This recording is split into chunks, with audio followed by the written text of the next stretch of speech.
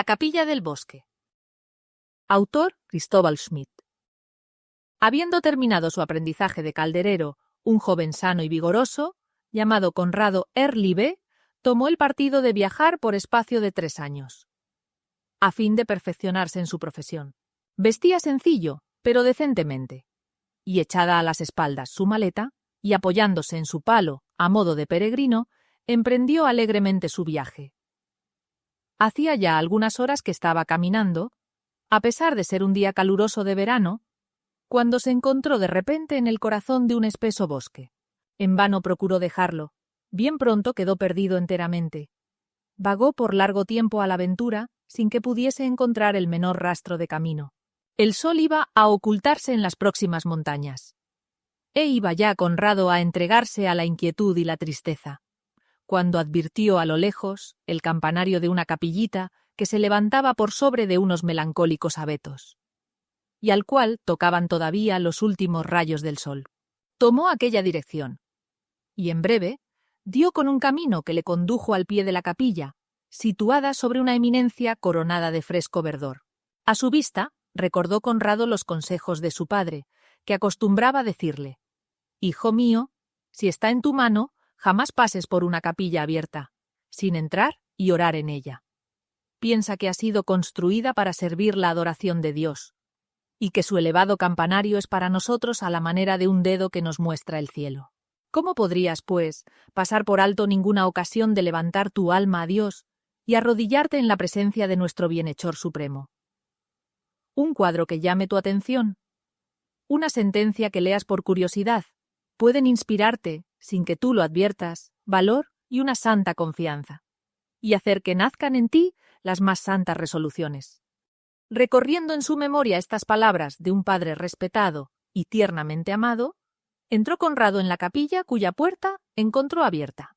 Al aspecto de aquella bóveda sombría, de aquellas paredes ennegrecidas por el tiempo, de aquellas ventanas estrechas y adornadas de cristales redondeados, y de aquel antiquísimo altar, el joven se creyó por un instante transportado a una multitud de siglos de distancia. El profundo silencio que reinaba en aquel lugar consagrado a Dios convidaba al recogimiento. Conrado se arrodilló junto a la puerta y dirigió a Dios una oración fervorosa. Antes de cargar otra vez con su maleta, se acercó al altar a fin de contemplar cómodamente un retablo que le había llamado la atención. Y al levantarse, observó en un banco un libro pequeñito de oración, muy bello, encuadernado en chagrín encarnado y broches dorados. Lo cogió, lo abrió, y cuál fue su admiración al encontrar en la primera página su nombre escrito de su propio puño. Le parecía soñar, y no podía dar crédito a sus ojos. Recorrió el libro. La primera lámina representaba el Salvador, bendiciendo a los niños. Algunas oraciones y sentencias que leyó rápidamente le parecieron cosas conocidas, y vinieron juntas a renovar sus memorias. «Ya lo veo», exclamó profundamente conmovido. «Este libro, en otro tiempo, me perteneció. Yo mismo escribí este nombre. Es el mismo carácter de letra que tuve yo en mi infancia. Pero ¿cómo ha venido a parar a esta capilla aislada, y en medio de este espeso bosque? Esto es lo que no concibo». 1000 recuerdos de su infancia se despertaron en su alma. Un ardiente deseo de ver a su familia, o a lo menos saber noticias de aquellos que le son queridos, se apoderó de su corazón y rodaron por sus mejillas una abundancia de abrasadoras lágrimas. «Dios mío», dijo finalmente, «¿y qué buenos padres me habéis dado? Qué hermosos días habíamos antes pasado, mi hermana y yo, en la casa paterna. Cuán dichoso era yo junto a mi buena y tierna madre, cuando sentada junto a su velador nos llamaba a su lado y nos hablaba de vos y de vuestro amado hijo. Cuando nuestro excelente padre, después de haber consagrado el día a sus deberes, descansaba por la noche refiriéndonos historias agradables e instructivas. Cuando mi hermanita y yo nos reuníamos en el precioso jardín de nuestra casa. Oh, nos divertíamos en cultivarlo en presencia de nuestros padres, que se creían dichosos con nuestra alegría infantil. Pero hace mucho tiempo, que una malhadada guerra nos ha arrancado de nuestra querida patria y nos ha puesto a larga distancia los unos de los otros. Tiempo hace ya que nuestra buena madre murió sumergida en la miseria. y sus benditas manos que me entregaron un día este librito están secas ahora en el sepulcro. Una porción de años ha que no tengo noticias de mi padre, y quizás el dolor le ha conducido a una muerte prematura. Y mi pobre hermanita, ¿dónde estará vagando en este instante? ¿Eso no es feliz? ¿Vive todavía? Todo absolutamente lo ignoro. Apartado de aquellos que están en mi corazón, ando aislado y errante por el mundo. Solo vos, oh Dios omnipotente, conocéis la suerte de aquellos que aún viven. ¡Ay de mí! Si a lo menos uno de ellos existe todavía, conducidlo a mis brazos. Tened piedad de mí, oh Dios de misericordia. Atended a los ruegos que os dirigió mi Padre el día que le vi por la postrera vez, y realizad la bendición que, lleno de confianza en vos, invocó sobre mi cabeza en el momento en que me dejó. De esta suerte continuó Conrado rogando largo tiempo. Por último, levantándose, añadió: «No me atrevo a marchar con este libro. No sé si puedo considerarlo ahora como mío. Probablemente se lo habrá olvidado alguien en este sitio, y de seguro vendrá a buscarlo antes que llegue la noche. Mejor será que aguarde aquí. Por este medio podré tal vez adquirir conocimientos que me serán de provecho». Ocupado en estos pensamientos, sentóse en un extremo de la capilla y se entretuvo en hojear el libro. Pocos instantes se habrían pasado cuando entró una joven como de unos 16 años de edad, de aspecto fino y porte decente y modesto. Acercándose al altar, se inclinó respetuosamente y, exhalando un profundo suspiro, dijo en alta voz: «Cuánta pena me causa, Dios mío, el haberlo perdido.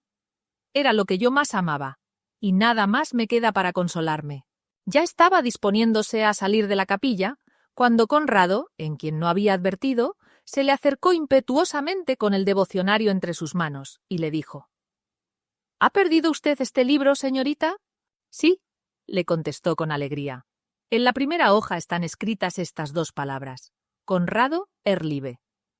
«Parece que tiene para vos mucho valor», dijo Conrado. «¿Tendría inconveniente en decirme el por qué? Conozco el nombre de Conrado Erlibe, y podré darle a vos noticias suyas».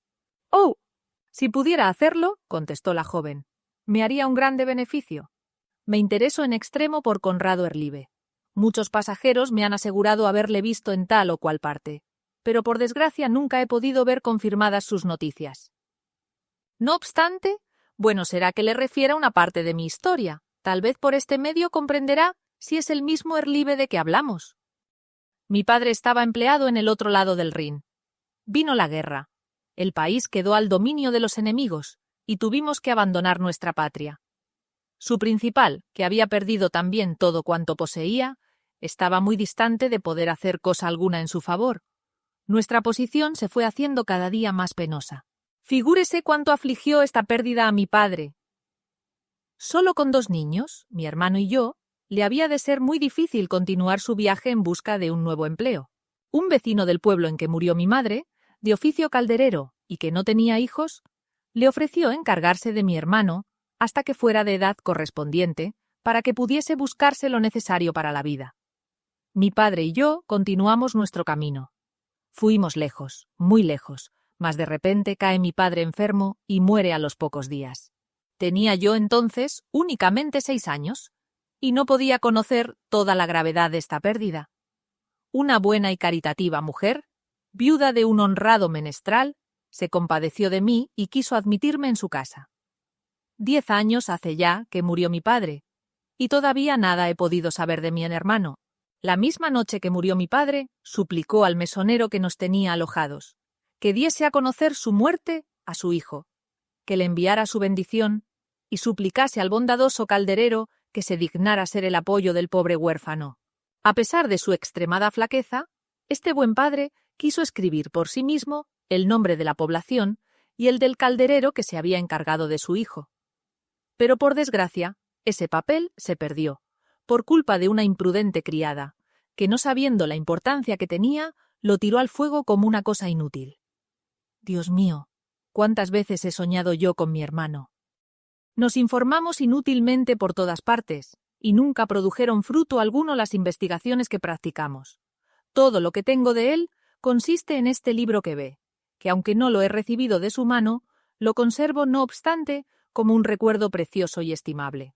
Conrado, arrasados en lágrimas sus ojos y manifiestamente conmovido, exclamó: «Dios mío, y cuán admirables son vuestros caminos.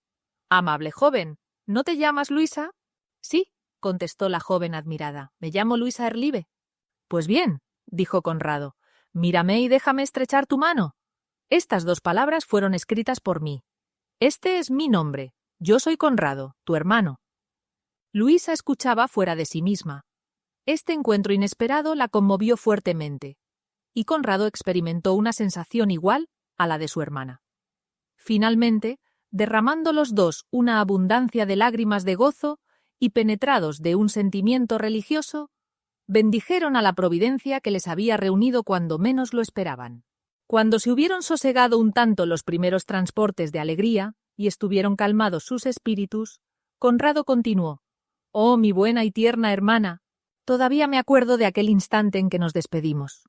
Una familia extraña y de posición que huía como nosotros del enemigo invitó a mi padre que le hiciera subir en su carruaje hasta el pueblo más cercano, el cual, viéndote abatida de cansancio, aceptó esta oferta generosa y resolvió continuar andando. Me parece todavía contemplar la alegría que tuviste con la idea de subir en un lujoso coche, y cuán amargamente yo lloré, viéndote alejar de nosotros con tanta rapidez. Entonces eras muy pequeñita. ¿Y cómo has crecido después? Qué dicha es la mía en haberte encontrado tan fresca y tan robusta. No te hubiera jamás reconocido, hermana mía. Bendito sea Dios, que por fin ha hecho que nos encontráramos». «Pero ¡ay!», añadió, «mi corazón está poseído de muy diversos sentimientos. La alegría de haberte encontrado y la tristeza de conocer que mis presentimientos estaban muy fundados cuando hace tiempo ya lloraba la muerte de mi padre. Todas estas cosas me agitan y me oprimen a la vez. No podrás comprender, hermana mía, la continua aflicción que me causó el no recibir noticia alguna de mi padre. El honrado artesano, a quien me había confiado, me enseñó su profesión. Pero cuántas veces tuve que comprimir en mi corazón los más penosos sentimientos oyendo cómo por todas partes ultrajaban al buen calderero por haber tenido la debilidad de recogerme. Mi padre, decían que no había deseado otra cosa más que desprenderse de mí, que me había abandonado, y jamás mi protector se vería reparado de los gastos que yo le ocasionaba. Frecuentemente tenía que escuchar yo estas palabras, pero jamás perdí la confianza que tenía puesta en mi padre. ¿Cómo podría haber dudado de su rectitud y de su cariño? Tú misma sabes cuán bueno era y compasivo. ¿Quién puede saberlo mejor que yo?, replicó Luisa. Jamás podré olvidar el momento de su muerte. En medio de la noche me llamó junto a su cama, y cuán penetrantes fueron sus últimas palabras. Me parece todavía escuchar de sus labios moribundos la bendición que salía para nosotros 2. Su cara expresaba la piedad y concentración del alma. Parecía como que no perteneciese ya a la tierra. Oh, sí, la vista de esta separación dolorosa estará siempre ante mis ojos. Ahora mismo, cuando entré en esta capilla, añadió Conrado, el recuerdo de mi buen padre se ha despertado en mí de un modo el más activo. Me parecía ver aún su rostro venerable, la palidez de todo su semblante, sus ojos cayendo sobre mí con tan grande emoción como tristeza. Un buen número de años han pasado, pero no se te ha escapado de mi memoria la menor de aquellas circunstancias. Mi padre emprendió el camino muy de madrugada. Yo le acompañé hasta el pueblo más cercano. Estábamos enfrente de una iglesia cuya puerta habían dejado abierta. No pases nunca, me dijo, delante de un lugar consagrado al Señor sin que te detengas en él. Entramos allá los 2. La iglesia estaba solitaria. Mi padre se arrodilló delante del altar y oró con gran recogimiento. Yo imité el ejemplo que me daba. Brotaban de nuestros ojos muy abundantes lágrimas. Por último se levantó y me dijo de esta suerte: «Mi querido Conrado, acabo de encomendarte a Dios, lo mismo que a mi buena Luisa. Os pongo confiado en sus adorables manos». Después me exhortó a permanecer siempre en la presencia de Dios, a observar constantemente los preceptos de su Hijo Santísimo Jesús, y a no acceder jamás a las instigaciones del maligno espíritu. Seguramente, añadió, que mi vida será de muy corta duración y que me ves ahora por la última vez. Graba en tu corazón mis últimos consejos. y no dejes de ser el sostén de tu hermana, y de partir con ella el fruto de tu trabajo.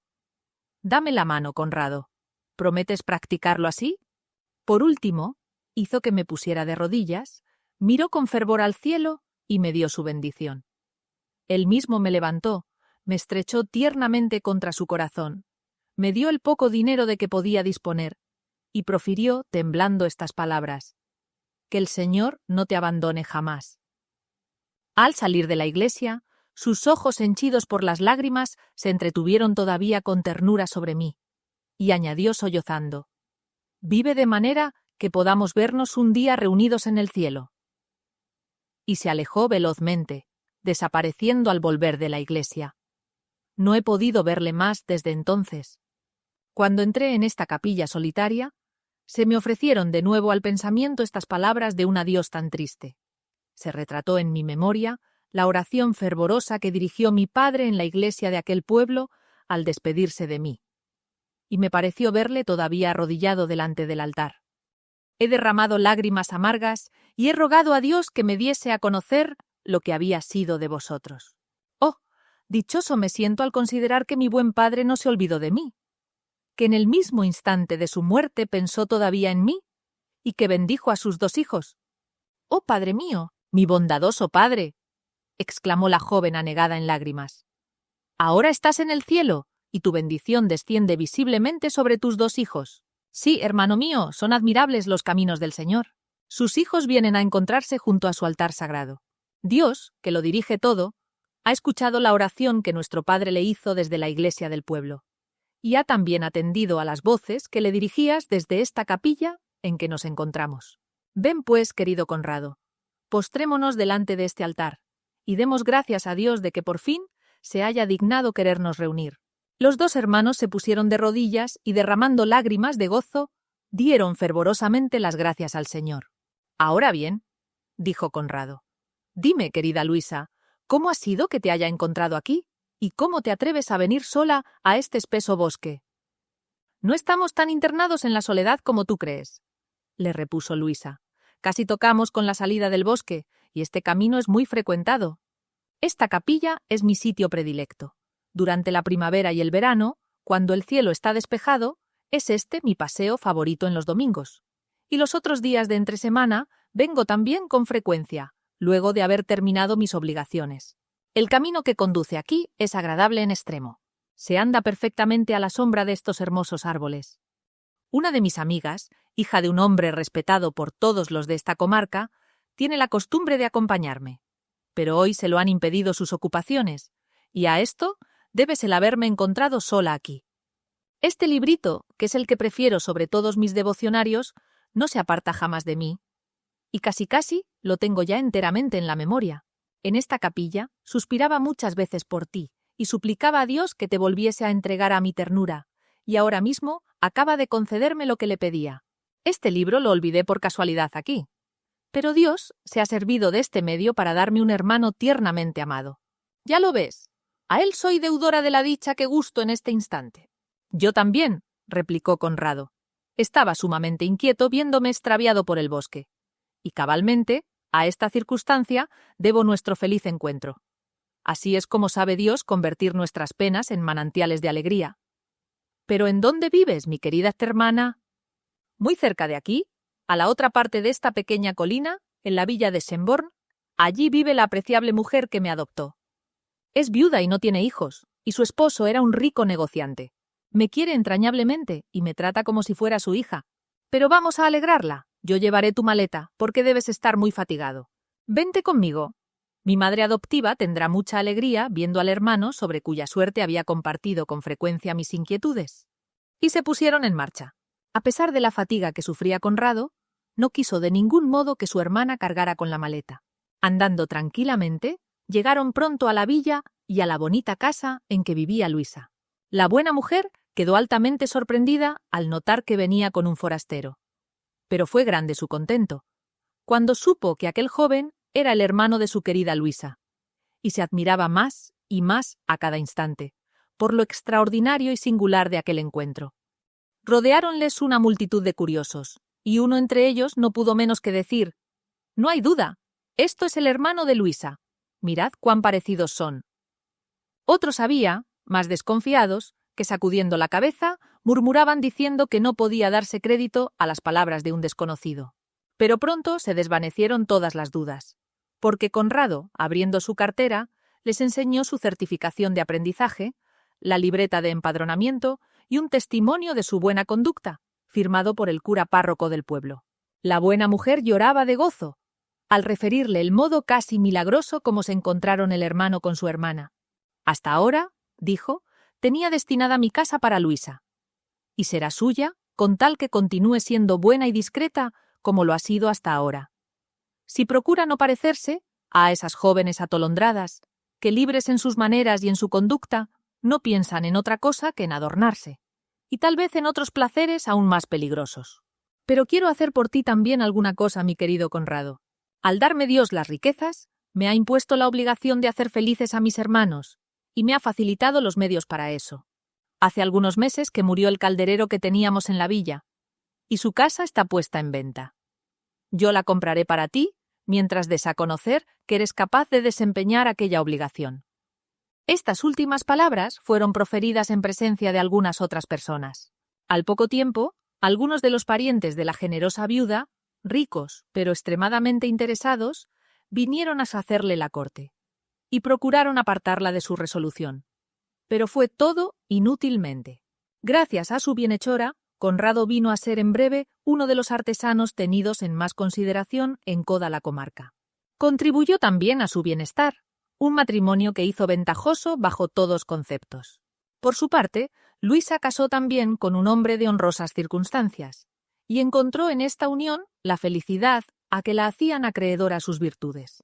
No echó en olvido Conrado lo mucho que debía al amo que le había instruido.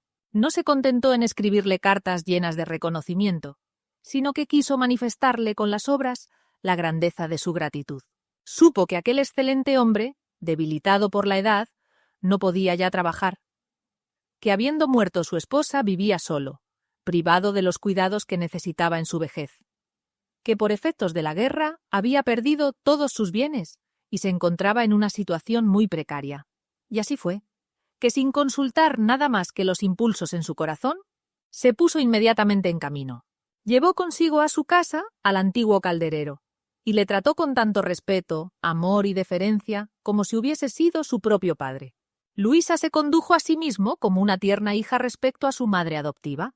Los dos viejos se complacían en repetir frecuentemente: «El Señor no ha querido darnos hijos, pero estos que hemos adoptado nos hacen tan felices como si nos pertenecieran por los lazos de la sangre. No podemos desear más cuidados de los que nos prodigan, ni más placeres que los que nos procuran». Conrado y su hermana mandaron de acorde restaurar la antigua capilla del bosque, y plantaron 4 tilos sobre la colina en que estaba edificada. Mandaron limpiar también el antiguo retablo, que era muy bueno, y cuyos colores estaban debilitados por la acción del tiempo. Un hábil pintor, que supo conocer su mérito, se encargó de restaurarlo, y desde entonces vino a ser la admiración de cuantos lo contemplaban.